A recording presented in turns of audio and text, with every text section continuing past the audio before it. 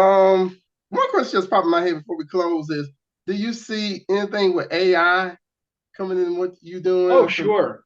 Yeah, okay. I see a world of trouble Okay. coming from AI. Yeah, AI. So artificial intelligence has sort of evolved over the years to mean different things. But interestingly, the early vision of it with things like HAL 9000 from um, uh, it's gone right out of my head.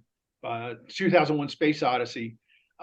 That was the original vision, but the reality fell far short of that in the 90s, 90s, and 2000 because we didn't have the computing power to do it. Now it's turning out that we can converse with our computers, but the key thing they need is a lot of data. So we can't teach them how to think. It's too tedious.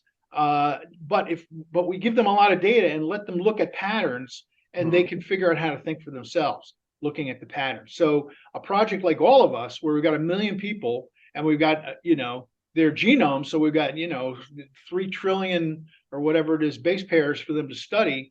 Now they have a lot of data to work with, and that's how we build up the models, the computer models that then drive the current artificial intelligence.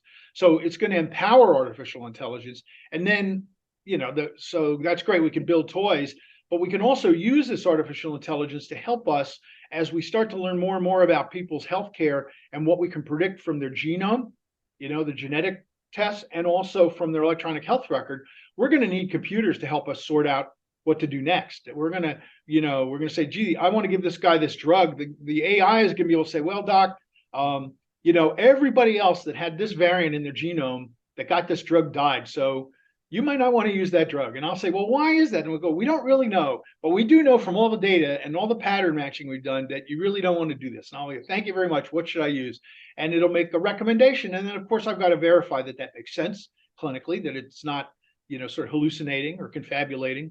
There are going to be tremendous tools to help us apply all the knowledge that we're generating partially manually in, journal articles and textbooks and all that stuff that we've been doing forever, but also the kind of knowledge that's going to be generated automatically just from analysis and machine learning of the data that we have. Do you know what's happening in Birmingham? Download the What's Happening Birmingham app today on Android, iPhone, and iPad for free. Get info on everything you need to know about local news, events, businesses, restaurants, and more. Visit our website, what'shappeningbham.com, or follow us on social media @happeningbham for more information. Download the What's Happening Birmingham app today, your source for everything Birmingham.